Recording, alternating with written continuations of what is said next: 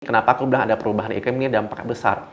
Karena sampah domestik kita itu 70% itu adalah sampah organik, ya.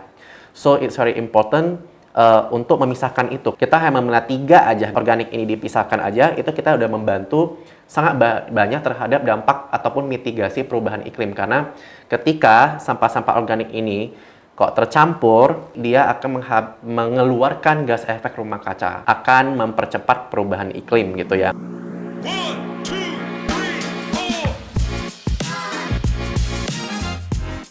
Selamat datang di FPCI Net Zero Part, di mana kita mengulik dari A sampai Z aksi untuk Net Zero Indonesia.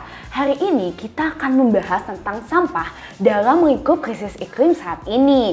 Kita kedatangan Kak Andy Bahari atau akrab disapa Kak AB dari World Cleanup Day untuk kasih insight tentang hal itu. Halo Kak AB. Halo, thank you for having me today. Thank you juga for being here Kak. Kita akan ngobrol-ngobrol sedikit ya Kak. Boleh.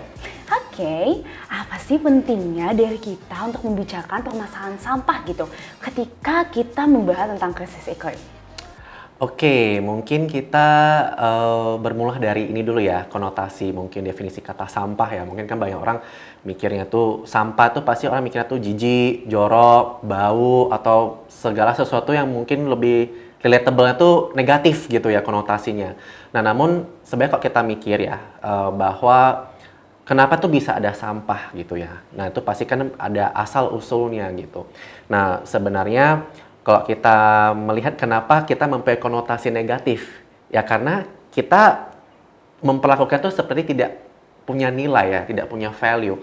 Namun kalau kita banding dengan negara-negara maju ya, seperti kayak negara-negara di Eropa ataupun misalnya negara yang di Asia yang udah cukup melek ya tentang pengelolaan sampah ya, seperti kayak Jepang dan kawan-kawan lainnya gitu, negara-negara lainnya, itu tentunya mereka melihat itu adalah sumber daya gitu ya, sebagai sumber daya, sehingga sebelum barang itu menjadi benar-benar sampah yang tidak bisa diapa-apain lagi, itu mereka memberdayakan tuh semaksimal mungkin gitu. Nah kemudian kenapa nih bisa mempunyai korelasi dengan perubahan iklim ya gitu, karena sebenarnya ketika sampah kita tidak kita pilah ya, kita misalnya konsumsi barang-barang organik gitu ya, konsumsi misalnya skincare, konsumsi baju apa segala macam. Nah itu kita ketika tidak mau pakai, kita kan buang. Nah apalagi di negara Indonesia ini masih banyak sekali ya, itu tidak memilah sampahnya. Sehingga semua itu dicampur jadi satu. Jadi sebenarnya tuh banyak sekali sumber daya yang seharusnya tuh masih bisa dikelola ataupun didaur ulang. Alhasil karena sudah tercampur semua, ya mungkin udah tercampur itu ya bekas-bekas cilok atau misalnya makanan-makanan lain, kan kita mau ibaratnya sebuah perusahaan ya ataupun sebuah misal bank sampah atau sebuah entitas yang bisa mendaur ulang itu, mereka akan mengeluarkan cost yang lebih tinggi, harganya lebih tinggi hanya untuk memisahkan barang-barang itu. Nah makanya alhasil banyak orang tidak mau melakukannya.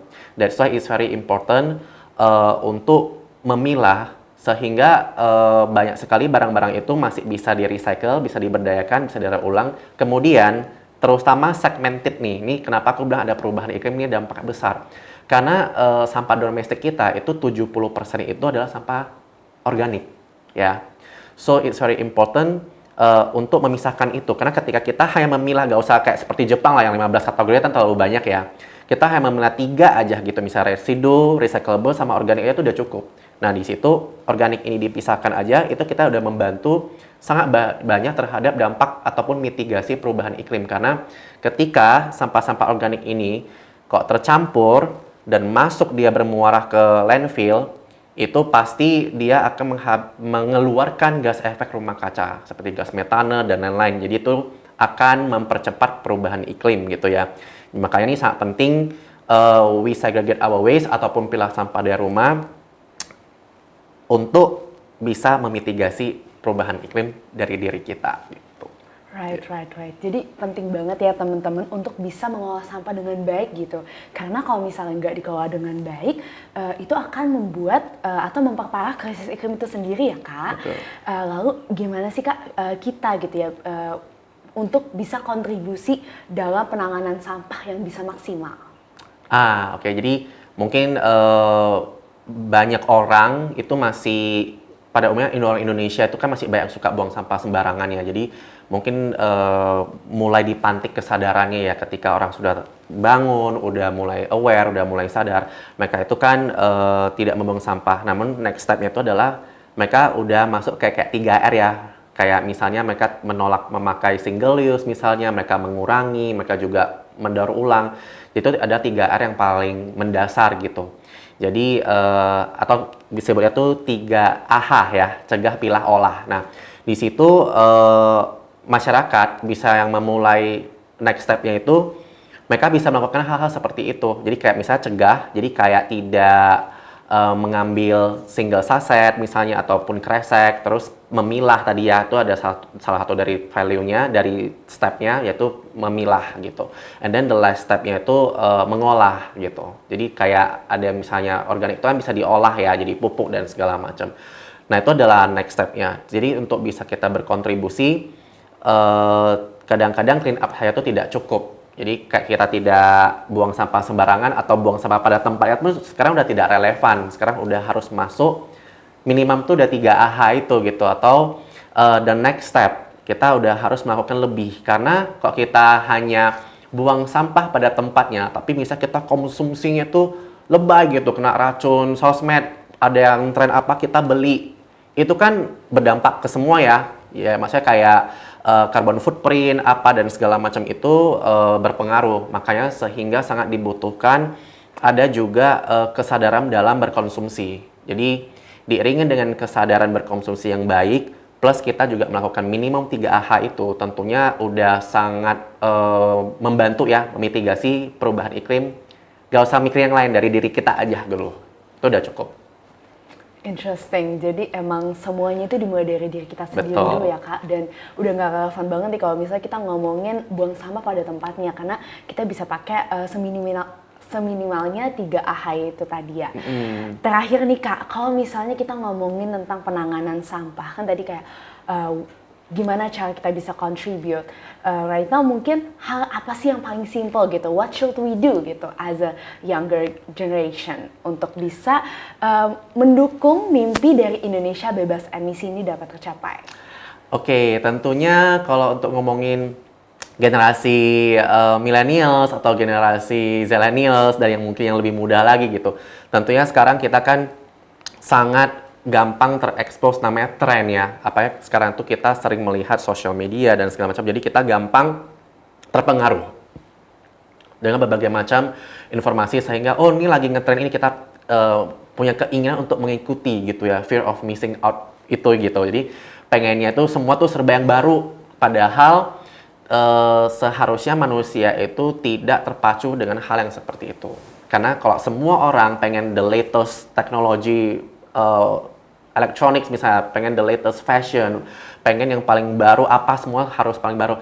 Padahal yang semestinya itu adalah memberi sesuatu yang dibutuhkan, bukan karena keinginan didahulukan gitu. Jadi itu yang menjadi poin yang harusnya anak-anak muda itu terapkan. Karena kalau kita sebagai anak muda melakukan semua itu berdasarkan tren, lama-lama bumi itu hancur ya karena kita juga gitu loh. So we should aware dengan behavior yang seperti itu.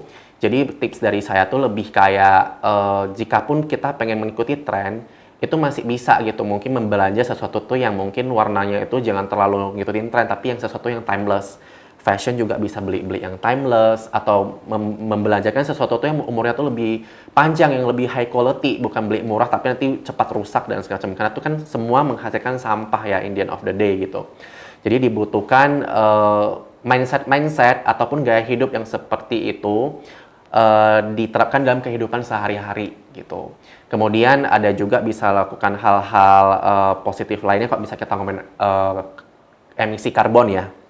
Jadi bisa juga kita tanam pohon, tadi juga aku udah sebutin pilah sampah dari rumah, terus kemudian kita menggunakan public transportations, and then applying minimalism lifestyle.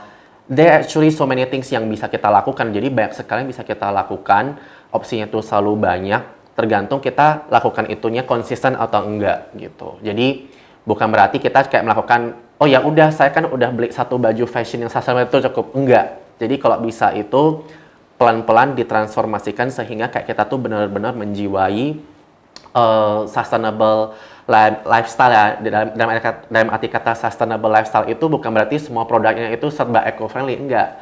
Tapi dalam arti kata kita itu bisa net zero gitu ya, dan kita bisa mengimbangi output kita, emisi karbon itu udah benar-benar balance. Jadi ada konotasi itu sebenarnya bukan anti ini, anti itu. Jadi sebenarnya kita harus mencari keselarasan, gaya hidup kita tuh bisa bersahabat dengan alam. Jadi balance gitu. Jadi bukan, kan sekarang banyak ya aktivis-aktivis atau misalnya gerakan-gerakan itu yang sangat menyalahkan sepihak ya, tidak melihat dari sisinya kita. Jadi for us, it's really important to reflect to ourselves, atau sangat penting untuk merefleksi dari diri kita, apa sih yang bisa kita lakukan, di mana kita tuh bisa men-net zero emission-kan diri kita dulu gitu, sebelum yang lain-lain. Maksudnya gini, kita sendiri aja tuh belum sukses gitu loh, apalagi kita menuntut orang yang di luar, benar ya. Jadi, I believe in the power of before we menuntut orang untuk net zero emission, itu harus dimulai dari kita terlebih dahulu. Karena kalau kita menuntut luar dulu, itu kayak